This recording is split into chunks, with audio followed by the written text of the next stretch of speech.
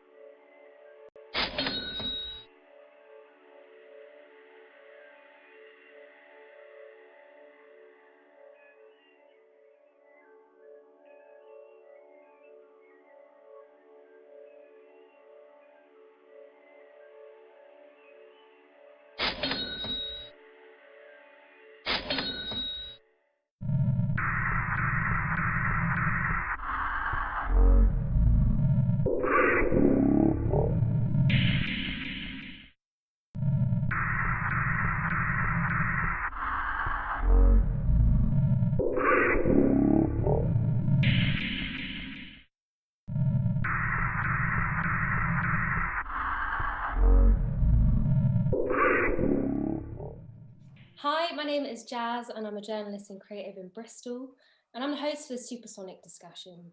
Thank you so much for joining, and don't forget to donate to show your support. Now, Supersonic Festival was founded and is led by women, and one of its key aims is to be an inspiring space where women, trans and non-binary artists who are creating extraordinary new music are celebrated and recognised for what they do. Despite some positive trends, gender disparity is still a major concern across the wider music industry. For example, PRS for Music's membership remains heavily skewed towards men, with only 18.4% of members identifying as female. In 2019, the top 10 female songwriters in the UK generated 67% less revenue via PRS for Music compared to their top 10 male counterparts. This revealed that women, even at the top of their field, receive fewer opportunities than men for their music to be heard and performed. So this talk comes to you in collaboration with Swamp Booking, one of Europe's leading independent agencies, to launch a series of talks that amplify the voices and experiences of women, trans and non-binary artists who are creating new music. And in this discussion, we'll be exploring how three formidable label heads have navigated their way through the business. So today I'm really excited to be joined by the head of A&R Music For Nations at Sony Music, Julie Weir, the founder of Frill Jockey Records, Bettina Richards, and founder of Rocket Girl Records, Vinita Joshi. They all have over 2 decades of experience in the record industry, so I am sure they'll have some valuable insights to share. So I'm going to jump straight in there, and thank you all for joining us. My first question is for you, Julie. For you, when you moved to Sony Records back in 2016, did the dream match the reality for you? I wouldn't say it was a dream to work at a major, because my background is actually independent music. I ran my own companies for 20 years anyway, but I kind of reached a point in my career where I think I'd stopped learning, and I think I'd reached a ceiling, an independent like sort of level. So I'd been working with Sony as a consultant for about 15 years. So they wanted somebody to come in and be the rock specialist inside the London office. So I kind of jumped at that. I mean, I'll be honest, I was a little bit trepidatious to begin with to go into a major structure. And I'm sure Bettina will understand why that is, because you feel like you're going to get your corners knocked off, as it were. But I think I've been in a very lucky position thus far that with a lot of experience and some successes under my belt, that they've pretty much left me alone. I mean, we do things quite differently at Music for Nations. We're a very, very small team, the smallest team in the building.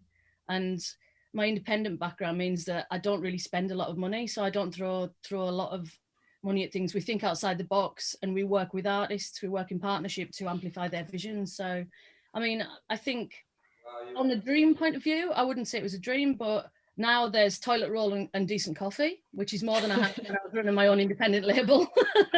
There's always toilet roll, 3-ply as well, very good. But there's decent coffee, there's heating, there's a seat that doesn't really like sort of fall over every time I sit on it.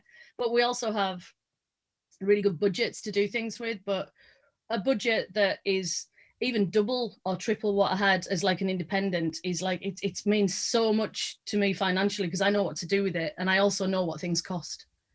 So when people do the major label tax, where it's like you used to book an ad with them and then suddenly there's another zero on the end, you're like, we know what that is, and it doesn't work like that. So I don't mind giving people a little bit extra bunts, but they've still got to play nice, because we're about developing artists as well. And I think there should be a sliding scale on that front. You know, give us a break on somebody that's breaking. And then like, so if we're working with a huge artist, we will pay a bit more to get stuff in there. So yeah, I mean, I like it there, which is really interesting for me to say, because I've still retained my identity, and the label's identity does stand aside from a major label point of view, because we really do get involved in all parts of our artist's career. And we care. We're music fans. It's the main thing. And we'll be the ones taking phone calls at 2 o'clock in the morning. And I'm sure Bettina and Vinita are more than used to doing that with artists when they're on tour as well. But we still do it now, which I think is a positive thing.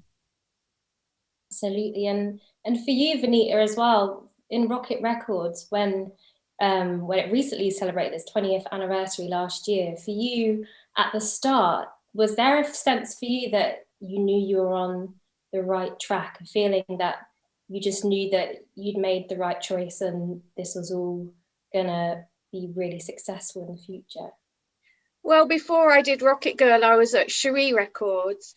So I had a lot of experience there. We signed a lot of bands, we managed a band, and we actually got into bed with Sire Records. So I'd sort of, once bitten, twice shy. So I'd had that experience. And then when we were at Cherie Records, we found some backers, so some financial backers, and thought that would be the answer to really making it happen and, keep everything going, the longevity. But then that kind of morphed into Shea Records.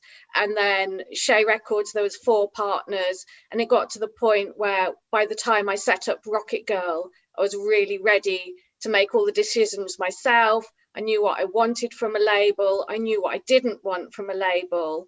And I mean, you can't really judge what success is, I think, in the music industry. Is success having a top 40 hit? Is it how many records you sell? Is it how much money you make?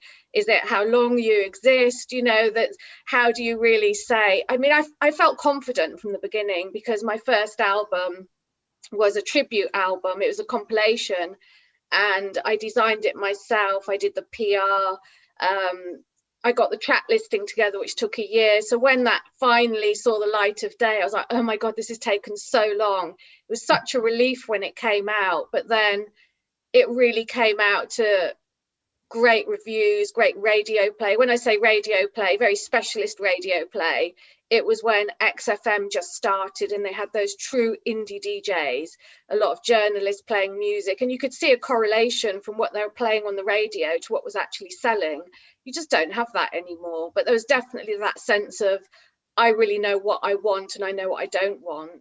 You know, I'd learned a lot of lessons by then. Absolutely. And for you as well, you know, did the dream match up to the reality of when you started the label up until now?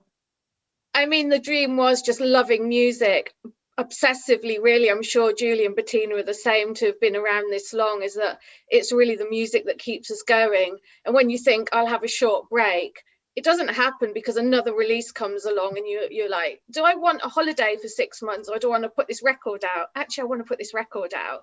So the music always took over.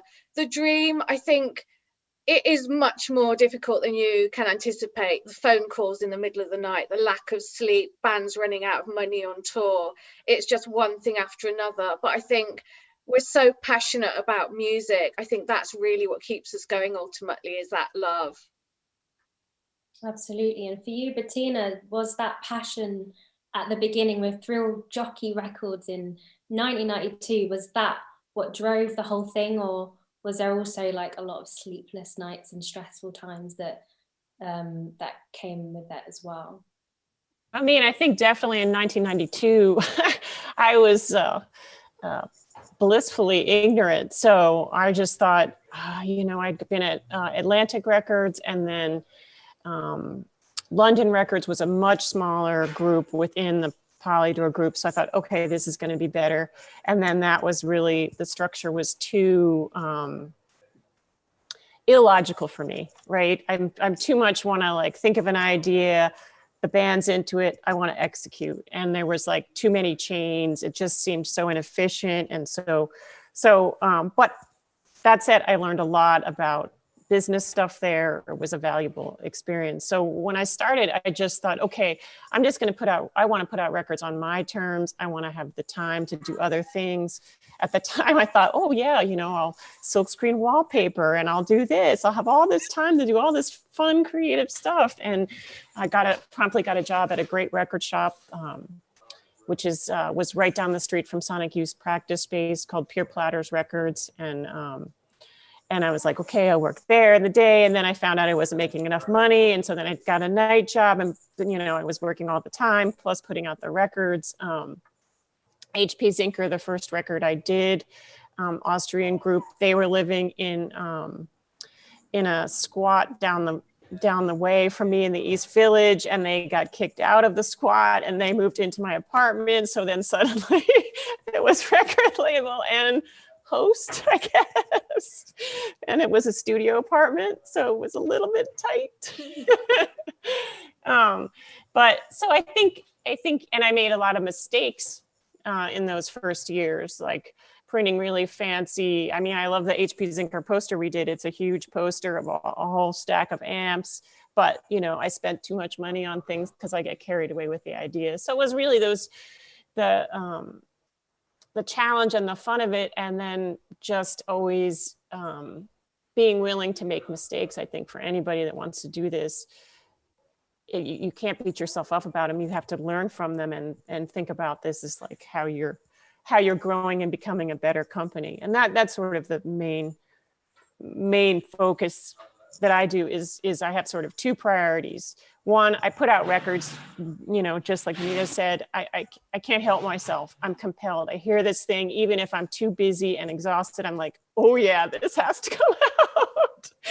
And then there's no other, it's not an option. And then So then my focus becomes realizing that artist's vision, whether it's in the packaging or how they want to record it, how they want to release it, whether they want to do any playing or touring or interviews or none of the above, and doing that all within a sustainable fashion so that the label can keep on, and also the artist can keep making records and follow their muse and not be saddled with, you know, a record that accumulated so much debt that it's really challenging for us to put out more. So you know, sustainability and focusing on the artist's vision has been something that has evolved to my core priority. It started in the beginning in '92 with modeling myself on the great Touch and Go records and the great Discord records, who were 50% profit share, who really made their mark through their bands like Fugazi about like, I don't have to charge this much for a show. All that kind of modeling really like was like, yeah, I can do whatever I want, and I still 100% feel that way. So it sounds like you all have come from a massive place of passion, and that's driven everything, every single step of the way for you all. But I wanted to touch upon something that Julie mentioned, and this is that sense of intimidation from larger labels. Is that something you encountered when you had experiences with the other labels that you mentioned there? And how did you overcome that when it came your way?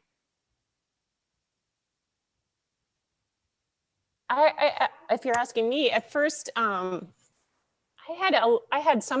was intimidated. I don't know if it was like actually external or my own.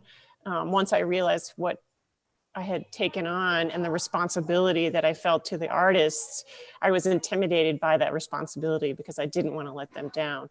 But I think in terms of definitely in the 90s, especially, there was sort of a communal sense that I felt that people were willing to help you. So if you were like, where did you make that cover? Or where did you print that? People were perfectly willing to share that. So I didn't feel that so much at first. It was only when I had things that that other bigger, more richer labels felt were opportunities for them, and I became a shopping cart for them, that sort of thing really factored in. But in the early days, it totally wasn't a thing.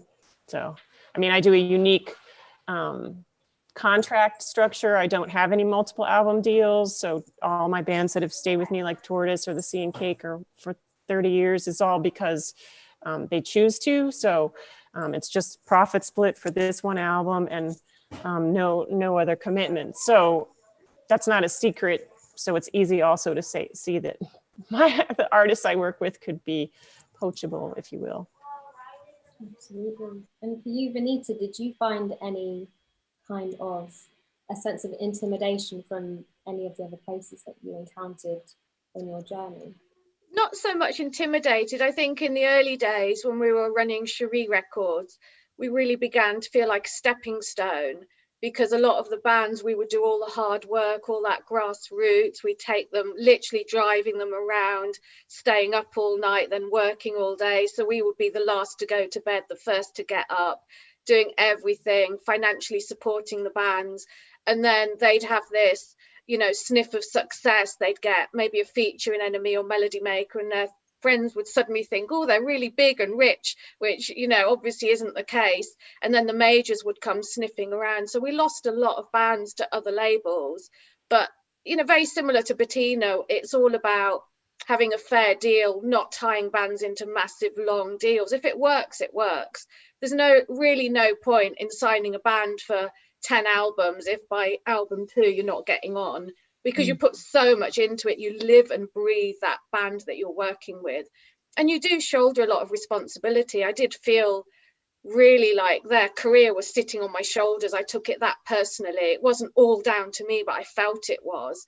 And, you know, sometimes I try and sign a band and they'd sign to a much bigger label, maybe for money, and that was quite frustrating. So it wasn't intimidation, really. It was more just that knowledge that I don't have the money to compete, and you know, we just work very different mindset, really. I think indies and majors, I know a lot of indies get into bed with majors as well, and they're not really very indie, but you know, Rocket Girl has always been 100% independent, and you know, I'm really proud of that I haven't had to go, you know, cup in hand to anybody and say, please, I need money. I don't even want to do a P&D deal. You know, back in the day, everybody had a P&D deal. You'd never see any money. That means that the distributor's paying for the manufacturing and the distribution, and you don't see any money until it's recouped. I prefer to pay for the record, own it, and then get monthly income coming in. And I think, you know, it's really about having that business sense and finding what works for you, because there's so many ways that you can run a business. And I think really when you find just the way that works for you, you've got to stick to it. If it works, then why change it? You mentioned something really interesting a second ago, Vinita. You said about wanting to possibly take on more responsibility that you should in your journey. And I wanted to bring this into the conversation of the fact that, you know, within so many industries, it's no secret that women have to try 10 times harder than their male counterparts. And was that something that was at play when you felt like you wanted to put in way more effort than maybe you should have done or needed to have done? I think the early days of Rocket Girl, I was driven very much on I need to prove myself, not just because I'm a woman, but I'd been, you know, I'd run labels with other people. This was my baby, and it was almost like I've got to prove to people I can do it on my own. I'm strong enough to do this. It's not really the best ethic to work as hard as you can just to prove yourself. You know, that's a lot of pressure on yourself, and also, you know, thinking, okay, this band's career is down to me. Well, it's not down to me. Looking back, it's ridiculous. It depends on how much press they get, how much radio play they get, how good the PR people are, how much the band tour. You know, bands seem to think these days, oh, we can sign a record contract, sit back. Yeah, the work's all done. We've signed to a label. Actually, you need to tour. That's when the work begins. And I think there's a lot of lazy artists out there. I've been very fortunate, actually. A lot of my artists really do want to work hard. And the first band I worked with at the first label, as long as we got £50, we would drive anywhere in the UK and do a show, because that £50 would cover the petrol. We'd pile into the back of this old transit van and we would go anywhere. And that's really how it started to work, was really touring and working hard. So you can't really say I'm gonna have, you know, the career of some band on my shoulders. It's a teamwork. You really, if you find a good team, you find really good PR people to work with, you find people that can really help you with artwork, just everything really. Once you find a good team, I think that's really something you can build on.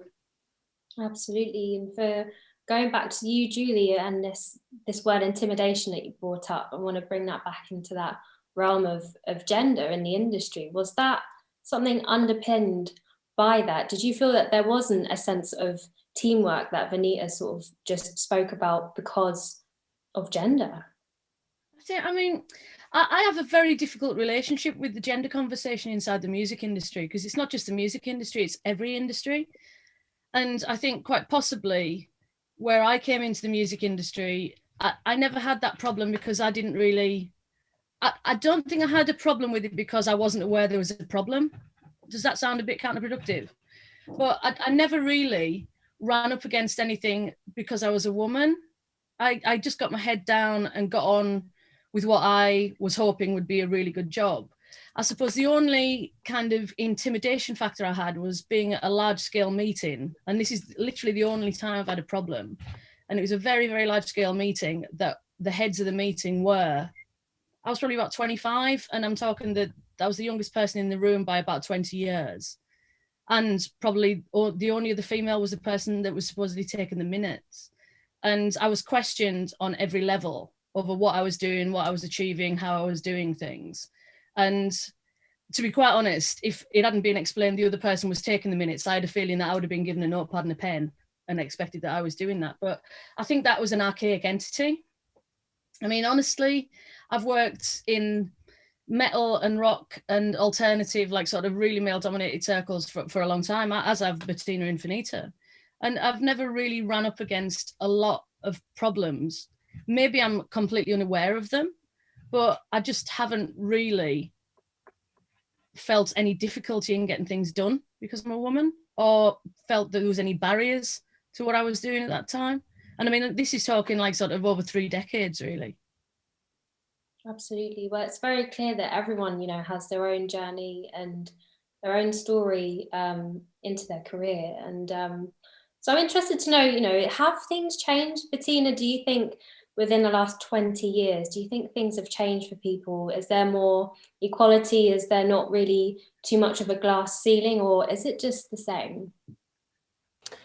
I mean, I hope for a lot of, you know, women that are interested in entering the business side and actually stepping on the stage, that they have a lot more examples than, say, like when we all started, or, you know, when an artist I work with, Talia Zedek, started playing, and there weren't as many, a network of you know, females. So definitely, I think in terms of if your community is, if you're looking for some community and support within your gender or your identified gender, I think that's a lot more, there's a lot more opportunities for that now than there was 20 years ago. I also think you can have a much more frank discussion with people. I certainly have encountered cases, never of intimidation, but examples where I have given someone business advice, or we've talked about like sort of a long-term plan and the steps to get there, or they've asked a simple question about how publishing works, or, you know, sort of a technical music biz kind of question. And I've later learned that they had that opinion, that my answer verified by a man, right? So they asked me, and then they went and asked another label person they knew that was a man, or their manager that was a man. And it was that they needed that validation, right? So my experience wasn't enough. They needed the male validation. And I think you couldn't have talked about that 10 years ago, even in the same way that you're able to now, where even communication with people, it's much easier to say to someone, you know, like, you know, would you have assumed emotion in that email were you not receiving it from a female? And so I think that now it's a lot easier to get rid of issues if you see issues, or if you feel like one of your artists is being treated a different way because how she identifies, or, you know. So I do think the ways to resolve these issues have changed, although the issues are still omnipresent. And you mentioned there that, you know, at the time, at the start of your career, there were a different amount of people who you could look up to as people who you saw as inspirational, whereas now it's a different thing. So for you, Vinita, you know, who were you looking up to when you started your career? Who were you seeing as like, that is where I want to get to in my career, and I'm not going to stop at any cost until I get to that point? For me, it was really seeing other labels, you know, successful labels lasting a long time. And also there were a lot of DIY home cottage industries in the 90s, especially. So many people were running labels from home. There were so many labels in the UK and in the States. And that was really inspiring, actually. I don't really feel that community anymore. I don't know why. Maybe, I don't know if it's because I'm older now, or whether I was younger and more immersed in the music scene, or whether it's just changed anyway. But there was not really one person I thought, wow, this is somebody that I aspire to be like. It was more labels, you know, there's so many labels that I loved. You know, I'm thinking in the 80s, it was Sarah Records, you know, all that twee kind of music. And then a lot of labels in the States, even Thrill Jockey, you know, Cranky Records, Sub Pop. There were so many labels doing a lot of post-rock music. There was tiny little industries, Mind Expansion, my friend Jason from the Azusa Plane had his own label, and he was going to just do 10 7-inch singles on doorstep vinyl. There were all these different ideas and so much creativity coming. And in the UK, Earworm, Enraptured, Piao, you know, all these little labels that were just doing small releases and really limited edition as well.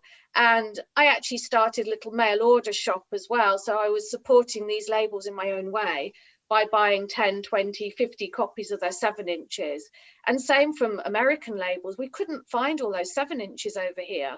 So our distributor in the US distributed a lot of those small labels. So we would then say to them, can we buy some stock off you directly? Can you order a bit more for us?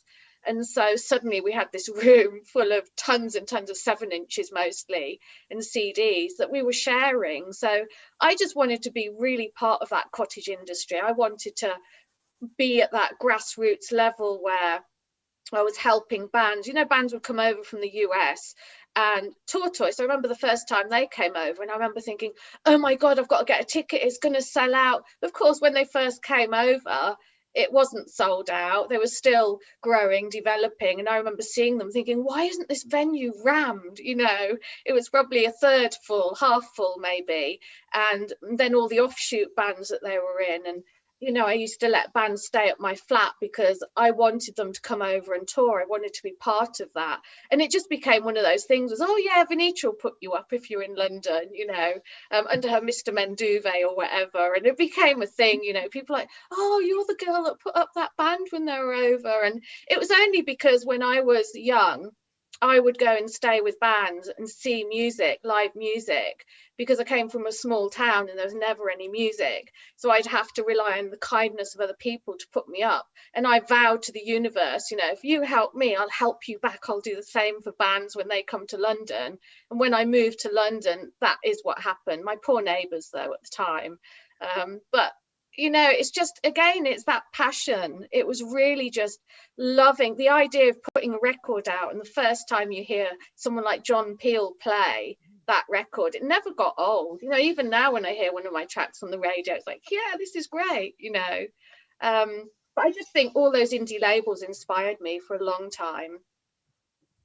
Absolutely. And I'm really keen to hear from the rest of you as well, either who or what labels were inspirational to you back at the start of your journey. And for you, Julie, who are you looking up to? What kind of labels were you looking up to as a point of where you wanted to get to in your career?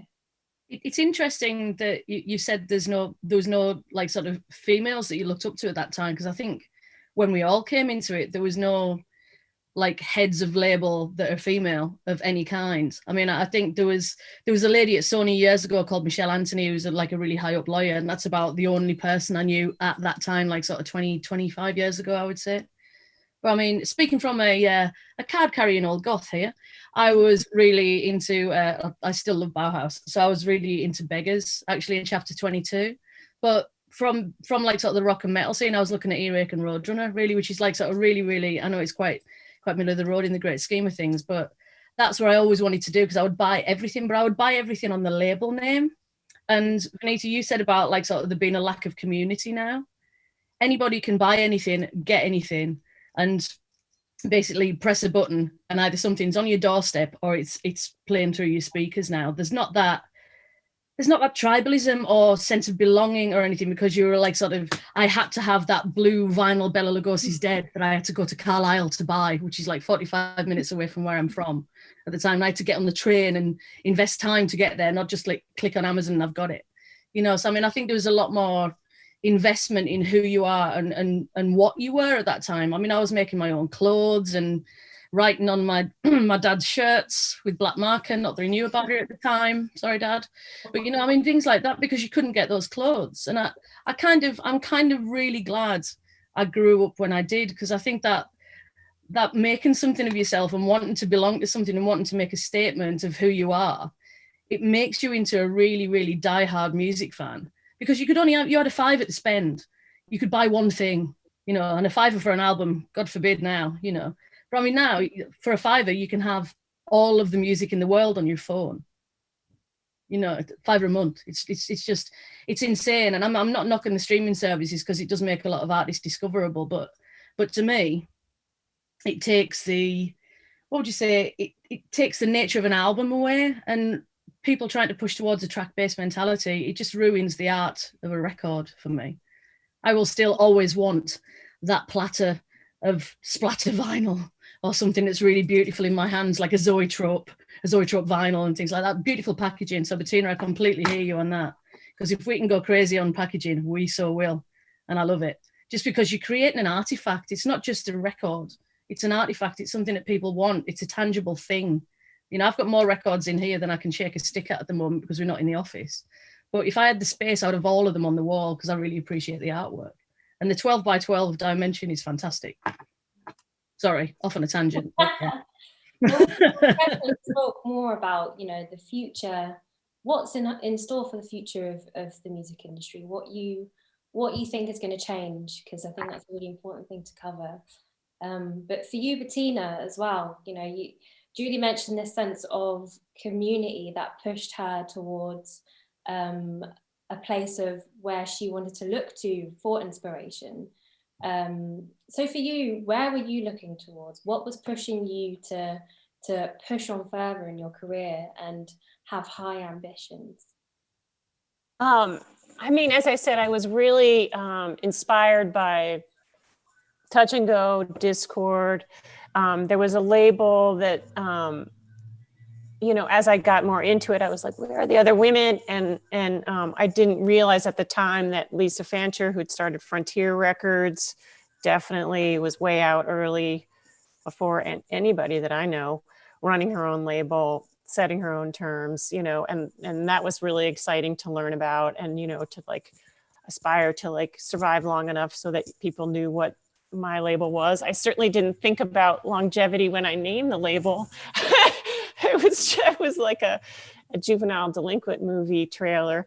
But so there were labels, there were mostly, it was the approach of the approach and the posture that appealed to me at that age. The you know, Ian MacKaye getting on the stage and just telling people that the what for, you know, there was something about that posturing and the structure of the label that I really wanted to stick to that model. And I agree with what these guys have said, is that there was like a sense of community. There was definitely like a pride in how, if, you know, you were DIY, you were totally DIY, you're going to run down to the zine store to pick up a couple of zines to see what was out in England. And like, that was so exciting. Or, oh my God, did you see what so-and-so said in Melody Maker? Can you believe that? Like, that record is great. That guy's an idiot, you know, like, it's just all that, like, it wasn't so accessible. So you had to make an effort, and what your scene was in New York City or in Chicago could be entirely different than what it was in LA, and learning about that and that network of stuff was also really, really exciting. But, you know, I think though that scene, despite all the changes that streaming and accessibility to music has brought, I think that attitude in that scene is still very much alive. I see it in the cassette culture.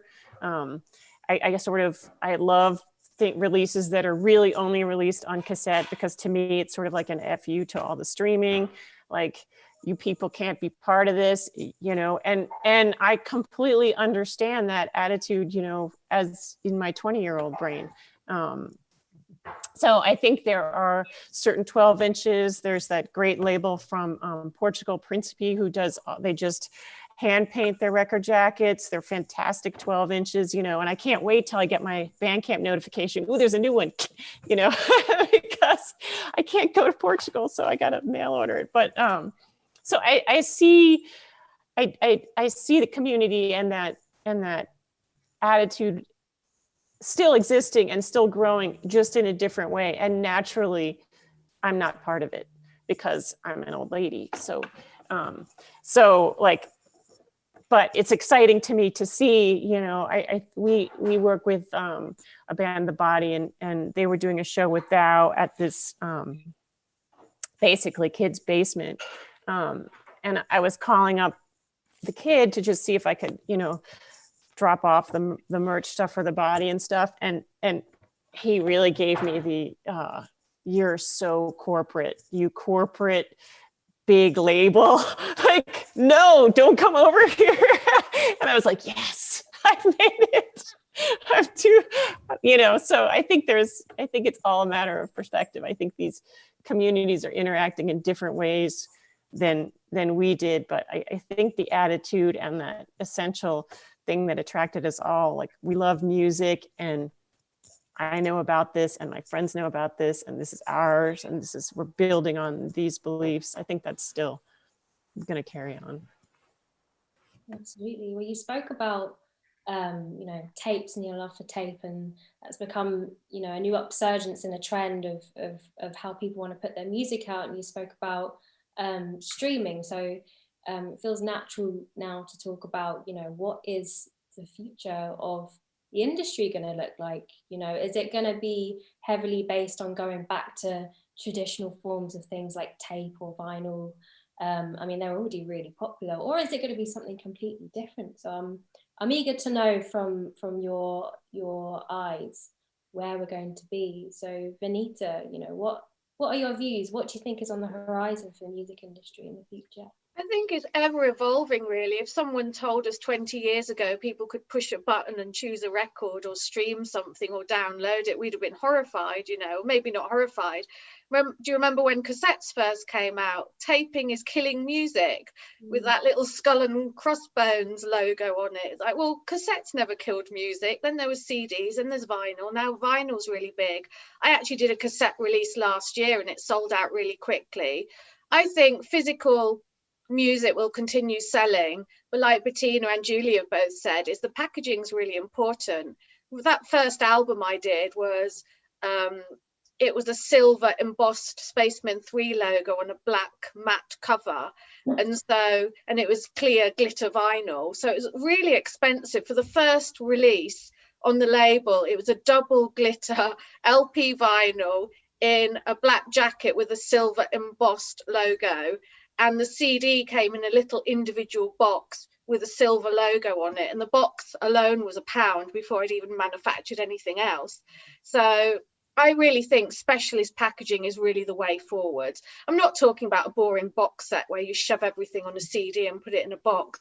I mean creativity, cassettes. There was a time when people were putting MP3s on little memory sticks, on badges, that you can wear a badge and plug it into your computer. I think it's just going to keep evolving. I think streaming's here, it's going to stay. It's really convenient for people. On their phone, they can listen to what they like on their computers. I think sites like Bandcamp are going to grow because it's going direct to the bands. The fans are talking directly to the bands, and everybody's got that attitude of they want everything instantly now. They cherry pick a track, they download it, they get bored of it, they move on to the next thing. Nothing has that longevity. When we were kids, we'd buy that £5 record, we would sit with that record for a month, we'd know what's on the A side, we'd flip it over, we'd know what's on the B side, we'd read all the lyrics, we'd know the producer, the designer, because it was something really beautiful and tactile that we'd have in our hands. And also the sound of vinyl, it's beautiful. You can't beat the sound of vinyl. And as much as there's downloads and streaming, actually, I don't know, there's a book I think called Music and the Mind that I read many years ago by Anthony Storr, and it's about how you listen to music and the ones and zeros, and actually I think they've proven that when you listen to analog vinyl, it connects with your emotions and your brain. So if you're listening to, I'm very lazy, I sit on my computer, I stick my iTunes on, or I stick something on the internet because I'm too lazy to get up and walk over there and put a record on, because it's going to go round and round for so long because I'm in the middle of all my emails, I'm on the phone. So it's easy, it's convenient, and it's going to stay. But I think, there's an element of artists losing that album now because they spend a long time writing their album, deciding the order it's going to go in, how long should it be. And I don't think records should be too long. People have got very short attention spans now. And I think it's really sad that the idea of an album is slowly going. you know, that 35, 40 minutes of music that the band have put their heart and soul in for a long time. They've worked on the packaging. I think it will keep evolving. We can't change that. I'm wondering if CDs are ever going to come back. But I thought vinyl was here, you know, just for maybe dance music a while ago, or for, you know, drum and bass records, or, you know, back in the day, you'd hand out white label. You wouldn't even know who the artist was. You'd play it at the discos and stuff.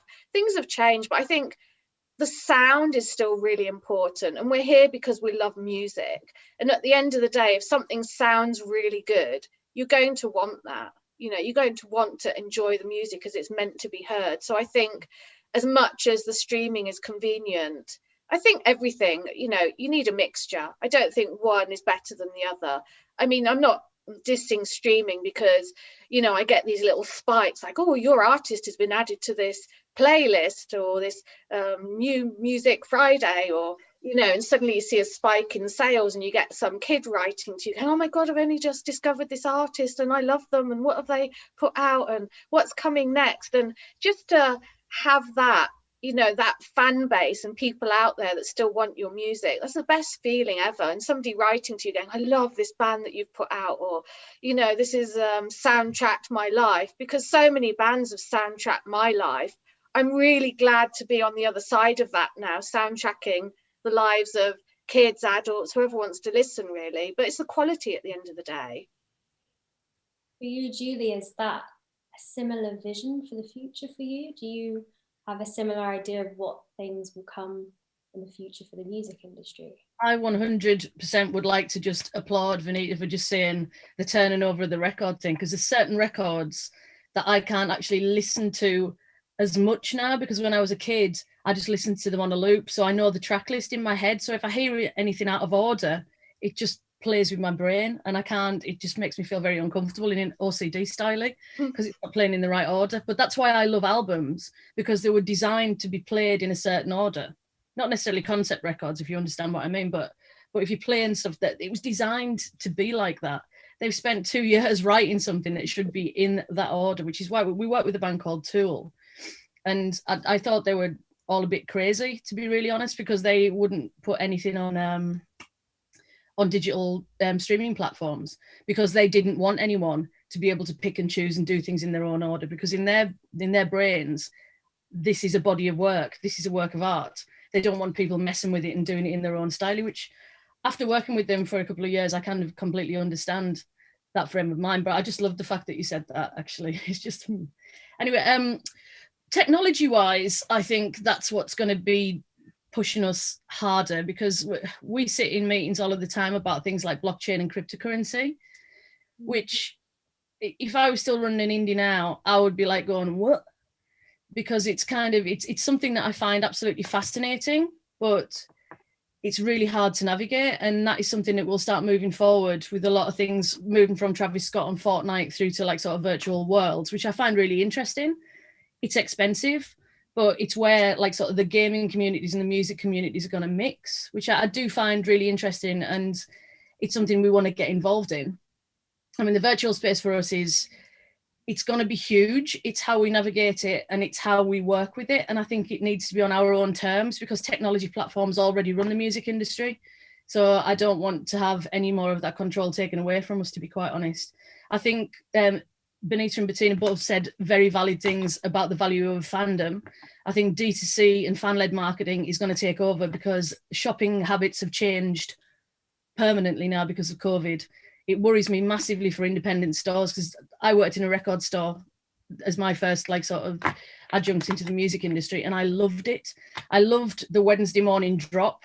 I loved the deliveries, unpacking the deliveries and like sort of listening to everything, and then kind of squirreling the ones you wanted away before they even got to the customers, you know, all that kind of stuff. So that's where a lot of my record collection came from. But the fact that we need to be able to do something really clever with fans and fan-led marketing, as in actually giving the fans what they want, instead of dictating with a dull CD. I hate them. CDs and jewel cases are like my nemesis. I just hate them. Do something nice, do a book pack, do something that's like, again, something that's a tangible artifact.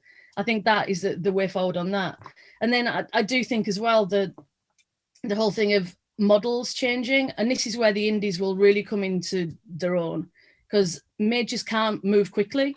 I don't count myself in that because we kind of sit in a very different mindset to a lot of the system, but majors do not move quickly. They've got the money to move, but they can't move quickly because there's a lot of decision makers at the top. And luckily with us, I can say yes to things up to a certain amount. If it's a really huge budget, maybe not so much, but you've got to be able to move quick. You've got to be able to pivot. You've got to be able to adapt, and you've got to be clever. I think that's the main thing right now. Be clever, be interesting, and be fearless. And that's not necessarily a model. I think that's a mindset. And I think that's what I would say most of us on this call have got. Absolutely. Well, I think the future for the music industry looks extremely interesting. Cryptocurrency, tape, really interesting ways to put out music that haven't been done before, novel ways. I think it's going to be very interesting for the future. And my thoughts now going to the people watching this, and I'm sure there's lots of people out there hearing this conversation who are interested in following in your footsteps in some kind of way. So going into the music industry and maybe starting up their own label. So I'm interested to hear your advice for those people.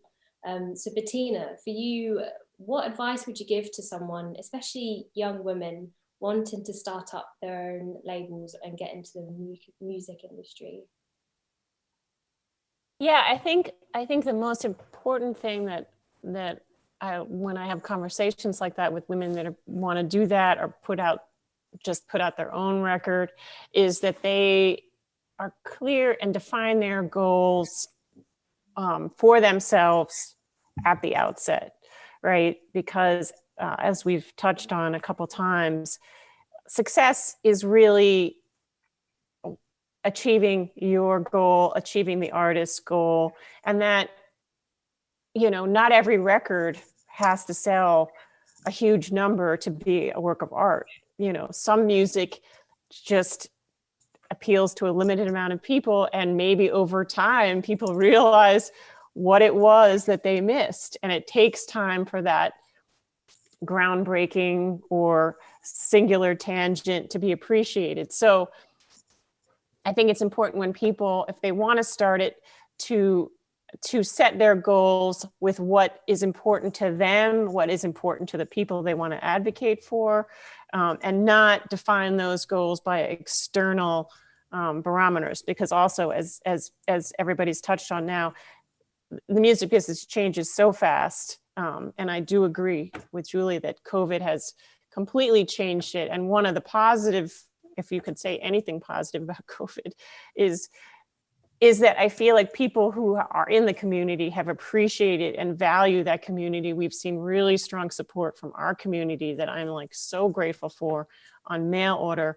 But I see the same thing where people are talking about they miss going to the Empty Bottle. They really can't wait to be back there, which is a venue in Chicago, or they miss gathering for these DIY shows. And I think for the people that have that value, the stores that have gone and bike messengered records. I know there's stores in London you can order and they'll bike it over, and stores in Berlin that'll do the same. And it's made this direct personal relationship. So I think that sense of community has been reignited from this horrible situation. And going forward, I'm hoping that will last. But sorry, to go back to what you were saying, I think that's the one key is define your own goals. And the other key is that pay attention to the nuts and bolts.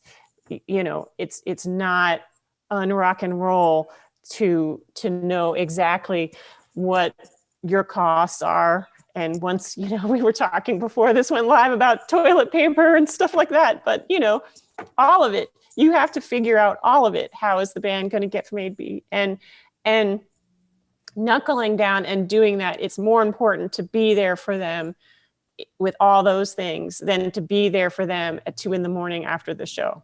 You know, and so you have to define these kinds of values and be willing to put in the time and be willing to say, like, I actually have to go because I have a lot of stuff to do for you tomorrow morning. So I think there's that would be my main advice. And don't ever lose your sense of fun, because that's the most important thing. Like, you know, we put out stuff that there's a lot of records that I have done, and there's one record I want to do that are completely absurd, and I don't care. It's super fun. So, you have to have joy in it. It's a lot of work, a lot of thankless work, and you have to retain that joy. And I think that comes with defining your own version of success. Definitely. Well, I think this is a great point to go to the audience and ask for questions. We've got lots of them lined up, so I'll try and get through as many as possible. This is a question to you all. Do you feel that there has been anything you've had to sacrifice along the way in order to run your own labels? Sleep. Free time. You do sacrifice a lot, really. I mean, I look back now and I think, I really wanted to go traveling. I wanted that train pass, I think under 26, and you can travel around Europe unlimited. And I always wanted to do that, came and went, never happened. And I think you really do sacrifice a lot. It depends how extreme you are, but I was very extreme. Like, I didn't go out with friends. All I did, I lived and breathed my label. I went to gigs. I came home, I worked. I got up, I worked. Drove bands around. My whole life was working. Didn't have children, missed that opportunity. I think, it's really what you want from life. My goal was to put out records. Music had saved me, and I wanted to give something back to the world, which was music. So I think you can sacrifice as much as you're prepared to sacrifice, and sometimes you can go too far. But, I have no regrets. I love what I do. But I think you do need to have a life outside of it. If there's something else you really want to do in life, be prepared that that's going to be compromised. I mean, I would bring up the fact that one of my regrets, actually, if we're going to be brutally honest about things, is sometimes signing an artist. And actually, Vinita, you brought it up earlier. Signing an artist and they just go, yep, that's it, done. And you end up putting in more work on the blood, sweat and tears level than the artist does, but yet you're still never good enough. And that's one of the things that we it's kind of our number one tenet now at MFN, just through 20 years of hindsight, is just don't work with people who won't put in as much as you do. And I think that's probably, I wish somebody had told me that 3 decades ago, because I had to discover that myself, really. And that's a harsh learning curve when you're sitting there going, why isn't this working? When you suddenly realize that it's only 50% of the equation that's actually putting in the effort. And at least I've learned now. It took me a flipping long time, but I think it's a harsh learning curve. But to people who want to set up their own label, never sign someone who won't be as conscientious as you are. Absolutely. And I think this next question has been inspired by seeing some dogs on screen. This was to Bettina and Julie. How important is the role of the office dog?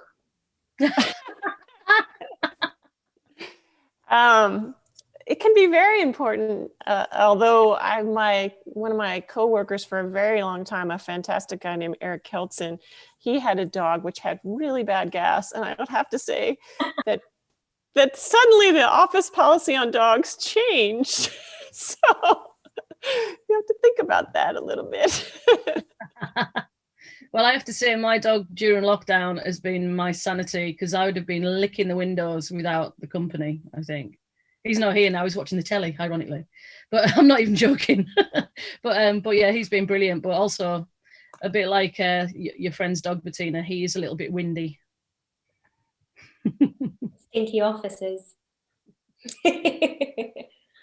And this next question's got a lot to do with Brexit. I'm sure a lot of people have a lot of worries around it. It's already affected things to do with the music industry. This is for all of you. How has import tax and Brexit had an effect on your labels, especially now the shipping can be more expensive than the vinyl itself? Yeah, I have a new release out next Friday, and originally it was due, I think, in November, and we decided, this is a band called White Ring in the States, and we decided we'll put it out in 2021. 2020's got bad energy. We just want a nice album, new year. So we put it back till January, and then we decided January's not the best time, straight after Christmas. February's a good time. And also if there's any delays, we'd have the stock in time. And turns out suddenly import duties are ridiculous, shipping's ridiculous. I kept saying to my distributor, where's my stock? Where's my stock?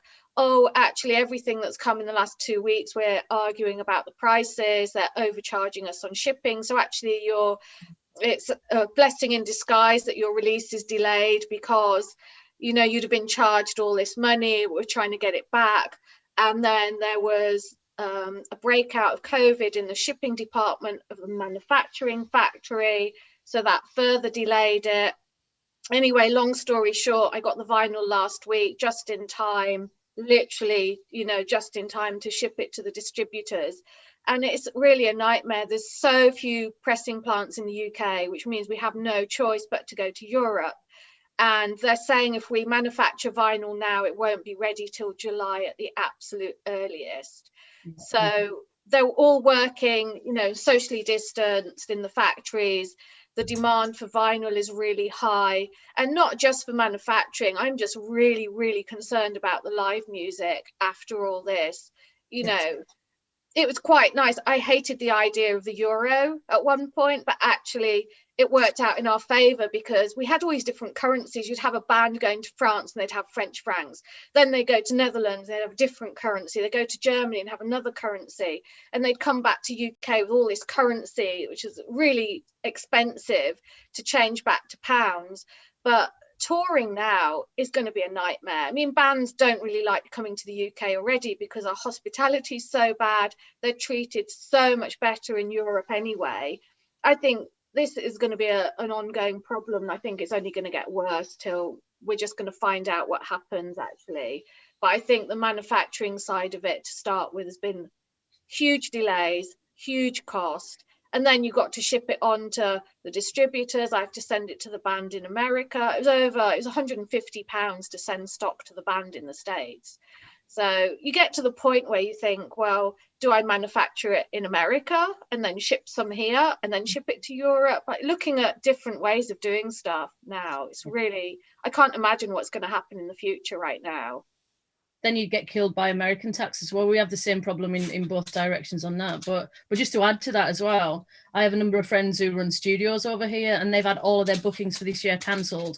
I mean, COVID related as well, but also costs for bands having to come in here, and they just can't afford to do it, nor do they trust what's going on either. So, I mean, one friend specifically is going to close his studio down and move to Portugal. Yeah, a friend of mine's a tour manager. He's got an amazing van, and he's staying in the UK, but he's moving his business to Europe. And I think more of that's going to start happening now as well. We closed our London office and moved to Berlin. And we did that in March of last year, which was really awesome. since everything was shutting down. But it has changed logistics. So our UK distributor has notified us that there's going to be large fees for shipping our stuff to Ireland. We canceled our contract for them for Spain and Portugal and Eastern Europe because the shipping was crazy. But because I have me in particular, you and anybody that's wanting to adapt to it, I mean, we have a shipping hub that we set up with a partner in the Netherlands. And so stock that goes into the UK, it's going to create problems with our distributor. Already we're having pushback because we want to keep a much more limited amount of inventory at their disposal, because getting it out of there is now, as Vinita said, it can be a budget killer. Just the cost of getting it to a distributor in France. If you need more stock in France, it used to be no big deal. Now that could be a record killer. So the international shipping is a huge problem post-COVID. But besides that, now I'm shipping less frequently to the UK, and my distributors are going to have to work with a much tighter inventory level, because the cost of having it stuck in there on our kind of budgets and our kind of volume can be a profit killer. So it's challenging for sure. That Brexit's brought a lot of complications, so I hope that things kind of smooth out in the future. Here's another question from an audience member. They said, when is an artist ready to sign for a label? Do you need certain credentials, i.e. thousands of streams on Spotify or something similar? I'll speak for myself and say that there are certainly those kind of criteria which many labels determine is what it takes to be ready to release a record. But just like as you, the question answerer, is an individual musician with your own individual inspiration for music, every label is going to be different in that criteria. And for us, what I look for is I think Vinita and I were talking about it before this went live, is something that you can't resist, and you don't have to have done anything. If I think your idea is really original and it strikes me as just like completely delicious and delightful and I can't stop listening to it, well, I'm not so special. There's going to be more people like me that are going to feel that way about this record. I'm going to do it, and we're going to figure out how to do it. I think the important thing is not these external parameters. I think the important thing is having a unique voice and sticking to it, and not judging how your creative goals by external forces. It has to be internal, because people will sense that. They'll sense whether you're doing what you do because you have to do it, or whether you're doing what you do because you think it might work. The difference is massive. Have an element of difference is the thing that I would say. And I completely agree with you, Bettina. It's just, if we signed artists that had already got like sort of hundreds of thousands of streams, we wouldn't be able to afford them for starters. I mean, I know I'm a major, but our budgets are still very small.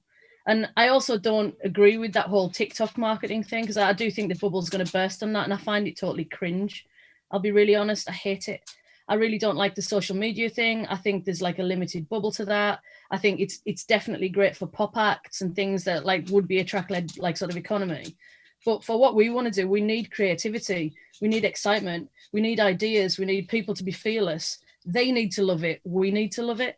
That's what's behind it, really. And I sound like I'm on a soapbox now, but I 100% agree. And it kind of upsets me when people do think that majors only sign people when they've got like sort of, 1 million streams from a track, because it's not the way that we work.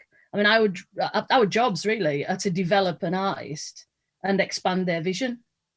And if it's already expanded, we're like, you don't necessarily need us.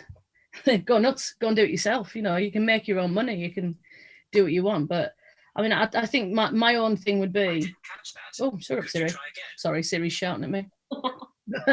But my main thing would be, make sure that you're doing something different. Don't be sticking to genres. I mean, one of the things that I've experienced over the last few decades is that when we have a successful artist, other bands will send you things that sound like that artist. And it's like, we have that artist. I don't want to sign another of that artist. It's just, do something that, go out on a limb, do something in a genre of one, invent your own like sort of genre. That's what I'm interested in. And then other people will follow you, Vinita, any final words?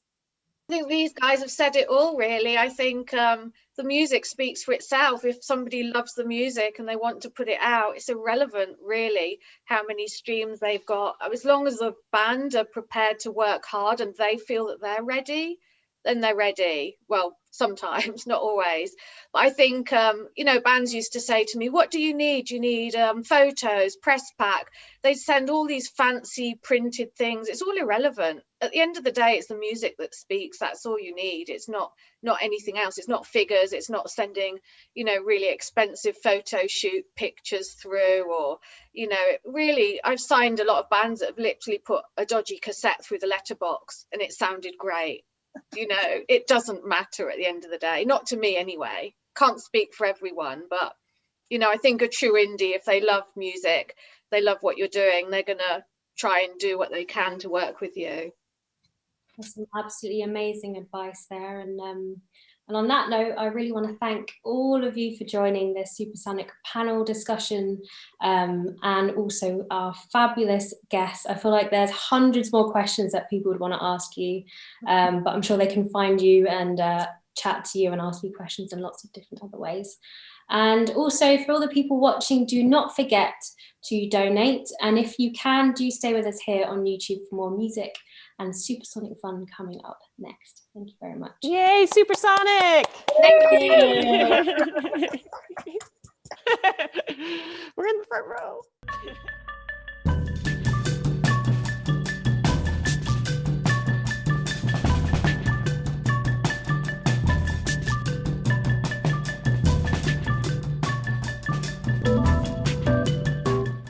Wowie, folks. We hope you enjoyed that as much as we did. A massive thank you to you at home for tuning in, and a thank you to our incredible participants this evening. Give them a big cyberspace applause for tonight's participants, Julie, Bettina, Vinita and Jazz. Legends indeed. So if you've enjoyed what you've seen tonight, please feel free to donate by heading to our website. The link is in the description below. It would help greatly with our production costs and will help to secure the future work of Supersonic. So that's all, folks. Thank you so much again for tuning in this evening, and join us on Saturday the 13th of March for our online International Women's Day Bash. All are welcome to join us throughout the day for an array of online events that celebrate the incredible women artists we champion in our Supersonic lineups all year round. We'll be announcing the full programme very soon, so keep your eyes peeled. You can expect plenty of participatory action to get you feeling inspired, motivated and celebrated. So to play you out, folks, we thought you'd give you a reminder of some firm favourites gifted to Supersonic lineups gone by Thrill Jockey, including the cosmic Daniel Higgs and the mesmerising Unahana variations.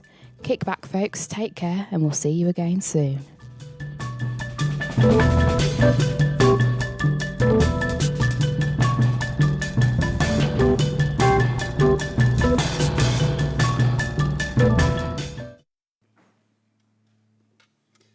So long have I lain in torpitudes of dull embrace, hypnotized by the features of my beloved idol's face. And then I remembered you. You wove my human garment, but you rent my heart into mutated homunculi and chambered side by side. The strobings of a black light cause their clusters to divide. Yeah.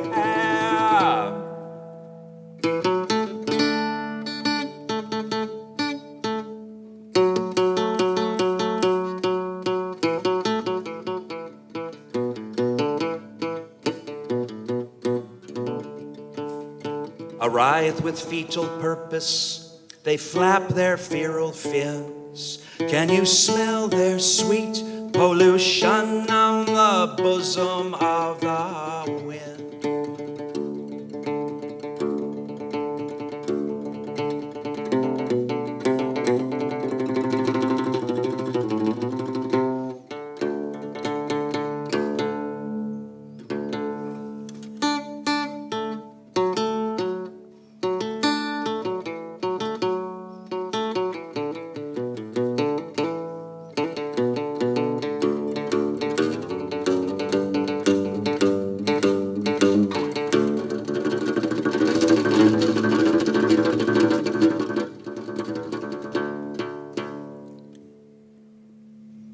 Chemtrails at sunset above the snowy peaks.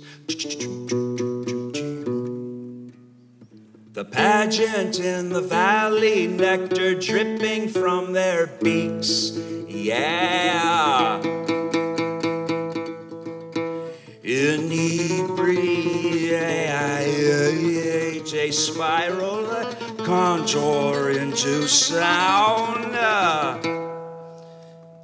And fear ye not the demon in the tower walking down.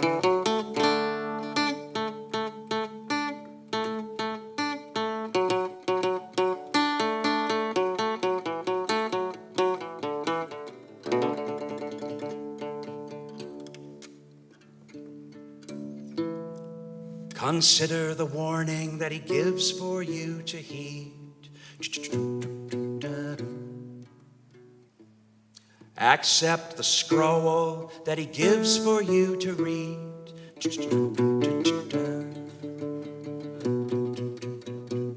And when you hear the rumble of the rupture in the dome, when you hear the rumble of the rupture in the dome, chariots of the Messiah thundering home, yeah.